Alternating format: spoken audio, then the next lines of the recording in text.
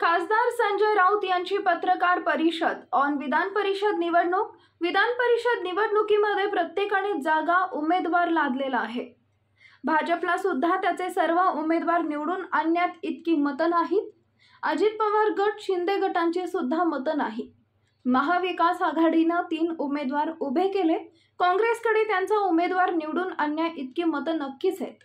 पण शेतकरी कामगार पक्षाचे जयंत पाटील आणि शिवसेनेचे मिलिंद नार्वेकर हे उमेदवार आहेत।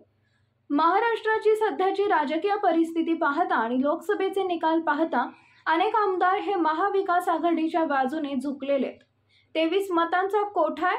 मला पूर्ण खात्री आहे सध्याच्या परिस्थितीत महाविकास आघाडीचे 3ही उमेदवार निवडून येतील, त्याविषयी आमच्या मनात शंका नाही। स्वतः उद्धव ठाकरे, शरद पवार, जयंत पाटील आणि त्यांचे सहकारी त्यासाठी यशस्वीपणे प्रयत्न करत आहेत। त्यांनी कोणाला उमेदवारी द्यावी हा त्यांचा प्रश्न आहे। मी महाविकास आघाडीच्या 3ही उमेदवारांविषयी खात्रीने सांगू शकतो की आम्ही ज्या प्रकारची रणनीती आखली आहे त्यानुसार 3ही उमेदवार हे निवडून येतील। काँग्रेसची मतं फुटू शकतात, मग भाजप, शिंदे गट, अजित पवार गट यांची मतं फुटू शकतील असं आपण का समजू शकत नाही? ते काय आकाशातून पडले आहेत का?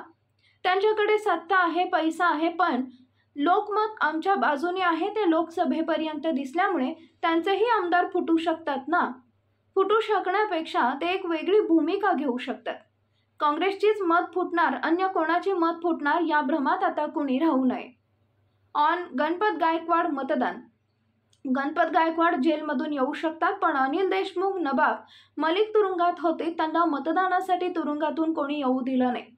पण गणपत गायकवाड येऊ शकतात, त्यालाच म्हणतात सत्तेचा वापर किंवा गैरवापर। ऑन मोदी दौरा।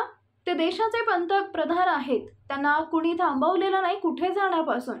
त्यांनी मुंबईत यावं किंवा मुंबईच्या विकासाचा विचार करावा। त्यांनी गोरेगाव, मुलुंड, लिंक रोडचं भूमिपूजन करावं, पण त्याआधी त्यांचं एकदा भूमिपूजन झालेलं आहे। त्यांना अधिक माहिती हवी असल्यास त्यांनी आदित्य ठाकरे यांच्याशी चर्चा करून त्यांच्याकडून घ्यावी। ऑन गुजरात नोकरी चेंगराचेंगरी। गुजरातमध्ये 40 जागांसाठी हजारो तरुण रांगेत उभे आहेत। ही खासगी नोकरी आहे, त्यासाठी चेंगराचेंगरी, पळापळ हे गुजरात मॉडेल आहे। मोदींनी बेरोजगारांच्या बाबतीत जो खेळ केलेला आहे त्याचं हे जिवंत उदाहरण आहे। मोदी आपल्या गुजरातमध्ये रोजगार देऊ शकले नाहीत। मुंबई, महाराष्ट्रातले असंख्य उद्योग पळवून सुद्धा मोदी आपल्या गुजरातच्या लोकांना रोजगार देऊ शकलेले नाहीत। ही धडपड आणि चेंगराचेंगरी पाहिल्यावर मोदींचा हे गुजरात मॉडेल देशाला विनाशाकडे नेणार आहे। मोदी परराष्ट्रात जातात आणि हिंदुस्थानमध्ये कसा विकास केलेला आहे त्याची प्रवचनं झोडतात। तिथल्या राष्ट्राध्यक्षांनी कालचा गुजरातचा व्हिडिओ पाहायला हवा।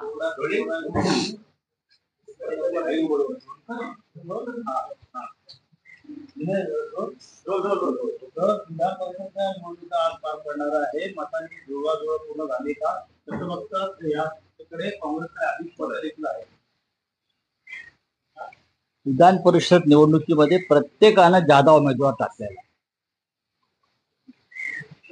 भारतीय जनता पक्षाकडे सुद्धा त्यांचे सर्व उमेदवार निवडून आणण्याची मतं नाही।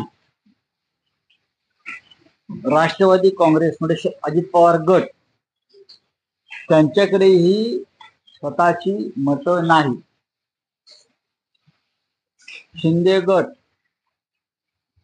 त्यांच्याकडेही दोन्ही उमेदवार निवडून आणण्याची मतं नाही। महाविकास आघाडीने 3 उमेदवार उभे केलेले आहेत। काँग्रेसकडे त्यांचा उमेदवार निवडून आणण्याची मतं नक्कीच आहे। पण शेतकरी कामगार पक्षाचे जयंत पाटील आणि शिवसेनेचे मिलिंद नार्वेकर हे उमेदवार आहेत। महाराष्ट्रातली सध्याची राजकीय परिस्थिती आणि लोकसभेचे निकाल पाहता अनेक आमदार हे महाविकास आघाडीच्या बाजूनं झुकलेले आहेत। 23 मतांचा कोटा आहे आणि मला पूर्ण खात्री सध्याच्या परिस्थितीत महाविकास आघाडीचे 3ही उमेदवार निवडून येतील याच्याविषयी आमच्या मनात शंका नाही। स्वतः माननीय उद्धव ठाकरे, माननीय शरद पवार, जयंत पाटील आणि त्यांचे सहकारी त्यासाठी यशस्वीपणे प्रयत्न करतात. खऱ्या अर्थाने महायुती डेंजर झोन मध्ये आहे का? भावना गवळीला पुन्हा चान्स दिलाय, पंकजा मुंडेंना पुन्हा चान्स दिलाय का? त्याला बघा, हा त्यांचा प्रश्न आहे. त्यांनी कोणाला उमेदवारी द्यावी हा त्यांचा प्रश्न आहे. मी महाविकास आघाडीच्या तीनही उमेदवारांविषयी खात्रीनं सांगू शकतो की आम्ही ज्या प्रकारची रणनीती आखलेली आहे त्यानुसार तीनही उमेदवार हे निवडून येतील. काँग्रेसची मतं फुटू शकतात ते मनाने. बघा, काँग्रेसची मतं फुटू शकतात, मग भारतीय जनता पक्ष, शिंदे गट, अजित पवार गट यांची मतं फुटू शकतील असं आपण का समजू शकत नाही? ते का आकाशातून पडले आहेत? त्यांच्याकडे सत्ता आहे, पैसा आहे, पण लोकमत आमच्या बाजूने आहे हे लोकसभेत दिसल्यामुळे त्यांचेही आमदार फुटू शकतात ना. फुटू शकण्यापेक्षा ते एक वेगळी भूमिका घेऊ शकतात. काँग्रेसचीच मतं फुटणार, अन्य कोणाची मतं फुटणार या भ्रमात आता कोणी राहू नये. तर गणपत गायकवाड हे स्वतःला जेलमधनं या ठिकाणी येणारे परवानगी घेतलेली आहे असं बघतात. गणपत गायकवाड जेलमधून येऊ शकतात, पण अनिल देशमुख होते तुरुंगात, त्यांना मतदानासाठी कोणी येऊ दिलं नाही किंवा नवाब मलिकना येऊ दिलं नाही, पण गणपत गायकवाड येऊ शकतात. यालाच म्हणतात सत्तेचा वापर किंवा गैरवापर. गणपत गायकवाड मनाने मग कोणासोबत आहे ते आता मी कसं काय सांगू? ते मी सांगू शकत नाही. सर, गुजरात का एक वीडियो सोशल मीडिया पर काफी वायरल हो रहा है जहाँ पर 40 लोगों की जो वैकेंसी थी और उसमें 8 आपने देखा होगा कैसी भगदड़ मची है. हाँ, कैसी भगदड़ मची है. युवा बेरोजगार लाखों हजारों लोग वहां जमा हो गए. ये मोदी जी का मॉडल है, मोदी जी की गारंटी है. पढ़ो लिखो और बेरोजगार रहो और कतार में, लाखों की कतार में खड़े रहो. गुजरात में ही ये गुजरात मॉडल है और मोदी जी देश को एक ज्ञान दे रहे हैं. यूएस में जाकर, ऑस्ट्रेलिया में जाकर विकास वगैरह वगैरह वगैरह, अपने गुजरात में वो लोगों को रोजगार नहीं दे पा रहे. तो मोदी उद्या येणार आहे. मुंबईमध्ये अनेक लोकार्पण आहेत. बघा, देशाचे प्रधानमंत्री आहेत, त्यांना कोणी थांबवलेलं नाही कुठे जाण्यापासून. त्यांनी मुंबईत यावं, मुंबईच्या विकासाचा विचार करावा.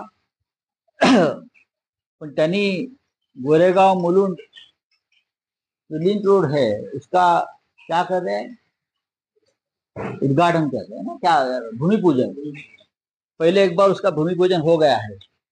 ज्यादा जानकारी अगर आपको चाहिए तो हमारे नेता साथी आदित्य ठाकरे जी से बात करिए. नक्कीच एक व्हिडिओ व्हायरल होते नोकरी संदर्भातला त्यामुळे नोकऱ्यांचं अजून धडपड सुरू आहे. गुजरातमध्ये 40 जागांसाठी हजारो तरुण रांगेत उभे आहेत आणि खाजगी नोकऱ्या आहेत 40 जणांची. चेंगराचेंगरी, पाडापाड, धडपड हे गुजरात मॉडेल आहे. मोदींनी बेरोजगारांच्या बाबतीत जो खेळ केलेला आहे त्याचं हे जिवंत उदाहरण गुजरातमध्ये. मोदी आपल्या गुजरातमध्ये रोजगार देऊ शकले नाही.